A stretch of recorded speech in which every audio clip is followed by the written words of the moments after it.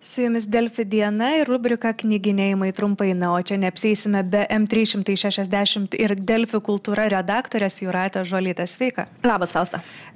Turim 4 knygas ir visos jos susijusios arba su sielos ramybė, arba su pilvo ramybė, kaip suprantu. Taip. Nuo ko pradėsim ir ko iš tos knygos galim pasisemti? Iš esmės, aš dar trumpai apie visas kalbant, pasakysiu, kad jos labai daug atspindi mintį, kad ta sielos ir kūno gera savijauta yra visada susijusi. Ir svarbu to nepamiršti, kad, jeigu vienu rūpinamės, kad kitas neliktų nuo šalyje.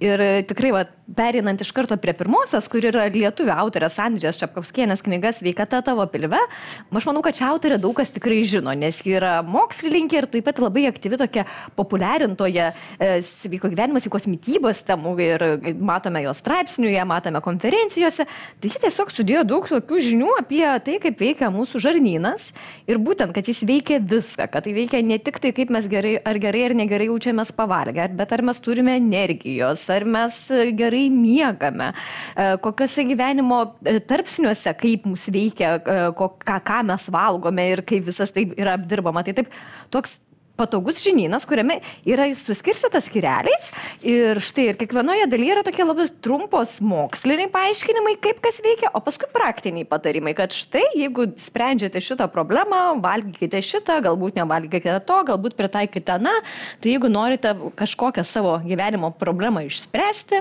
ar galbūt kažkokį gyvenimo periode esate, galbūt mažais vaikais rūpinatės, galbūt patys jaučiate, kad jau senstate ir energijos trūksta, tai galite pasimti ir pažiūrėti, o ką aš galiu per maistą padaryti, kad šiek tiek savo pagerinčiau gyvenimą. Aš kažkaip atsimenu, gal 2000-ųjų čia toks dalykas, kad sakydavo, kad visos ligos yra nuo nervų. Ir žmonės piktindavosi atėję pas gydytojus, kad sakydavo, duok man tikrą diagnozę, o ne stresas. Tai man patiko pastebėjimas tavo, kad susiję ir stresas ir visa kita. Man atrodo, žmonės dažnai ieško kažkokių tai sudėtingų įmantrių atsakymų į savo labai paprastas problemas.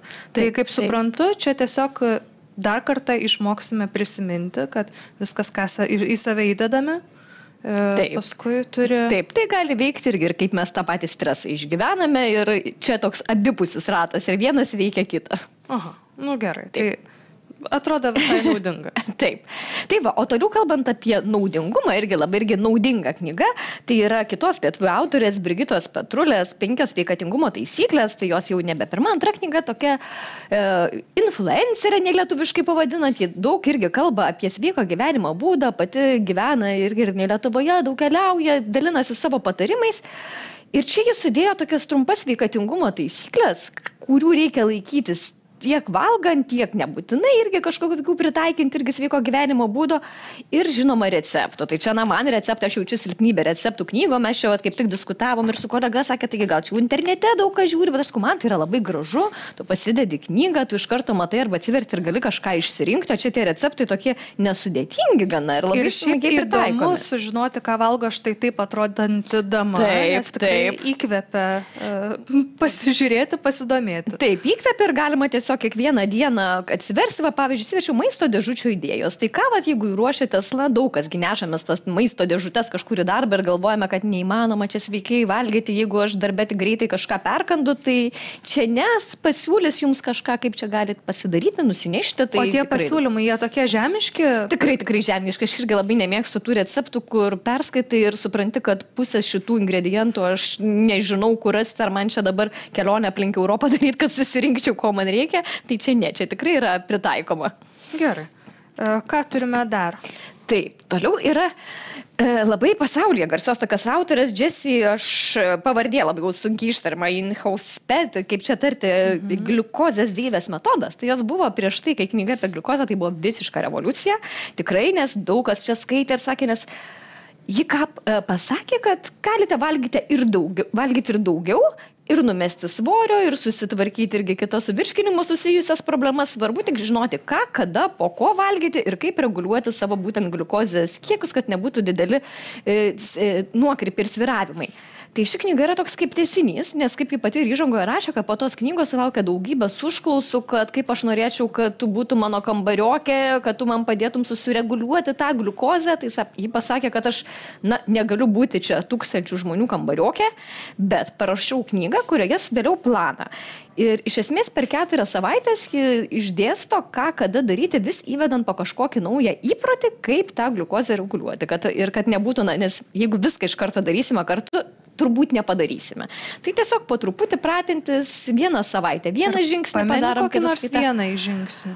Tai pavyzdžiui toks, kad pajudėti pavalgius, kad irgi tai ir nebūtinai tai čia bėgti sporto klubą, kad gal tiesiog pasivaikščioti, gal net jeigu pasivaikščioti nėra galimybių, taip, kad jis galbūt kojas pakilnoti, jeigu jau darbę sėdime ir neturime kaip kitaip daugiau, tai kažkaip tokius vis patarimus įveda, arba daržovių kaip užkandėlę, kada irgi valgyti, bet nenori visko išpasakoti, kad žmonės knygą skaitytų, bet čia toks yra labai patogus kaip praktinis gidas, yra irgi receptai. Svarbiausia, kad jeigu jūs nesugalvojate patys, kaip čia dabar man ką valgyti pagal tas jos idėjas, tai pridėjusi čia visą krūvą, didžioji knygos dalis iš tikrųjų yra receptai, bet kitur koks yra tikslas, ko jūs pasieksite, kaip tai pritaikysite ir jinai nebaudžia, jeigu kažką galbūt šiek tiek, neturėjote jėgų ir šiek tiek nukrypote, jis sako, nieko baisaus, svarbu kitą dieną grįžkite ir tęskite. Ir yra daugybė žmonių čia dar sėkmės istorijų, kurie pasakoja, kaip tas metodas pakeitė jų gyvenimą ir kad jis tikrai yra pritaikomas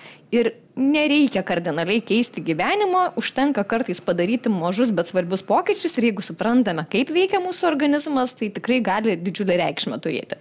Jūrate, turim trumpą minutę ir pasikalbėkime apie tai, kogi šita knyga mus išmokys. Trumpa minutė ir didžiulė knyga. Tai čia yra knyga legenda absoliučiai. Jos autorius Jon Kabat-Zinn, jis yra medicinos mokslų daktaras, jis rašytas, meditacijos mokytas. Yra tas terminas, nelietuviškas, bet jį geriausiai turbūt visi atpažįsta mindfulness, tai jis labai daug apie tai kalba, kūno ir proto išmintis, dėmesingo įsisąmoninimo teorijos ir praktikos šedevras, taip apibūdina. Tai iš esmės jis visą pagrindą sudeda apie tai, kas yra tas dėmesingas įsisąmoninimas. Ir teorija išdėsto, ir irgi praktika, ir kaip reikia kvėpuoti, pavyzdžiui, kokius pratimus daryti. Galima pasižiūrėti irgi, kaip tai veikia organizmą. Tai tokia sudėta viskas, kaip mes turime suvaldyti stresą, kaip mums neleisti jam gadinti mūsų gyvenimo, kaip gyventi sąmoningą gyvenimą, kad nebūtų to jausmo, kad tik bėgu ir nebežinau pats, kas esu, kodėl esu, tai tiesiog, moko žmonės sustoti, nes kaip mato daugybė jo, pacientų, klientų, nes jis turi ir kliniką įsteigęs, kad žmonėms yra didžiulė problema šitam 21 amžiuje, tiesiog nebemoka atsipalaiduoti ir tai atrodo visiškai neįmanoma užduotis. Aš galiu patvirtinti, iš tikrųjų atsipalaiduoti sunku, kai vakare atsiguli į lovą, būna tos mintis vis dar zvimbia ir negali sustoti. Jis vieną kaip pavyzdžių ir pateikė, kad jeigu jūs tai pagyvenate, tai jau reiškia yra problema. Ir čia dar tokių smagių visokių testukų yra, kur galite nusistatyti, ar turit problemą ar ne. Tai ką tik sužinau, kad turiu.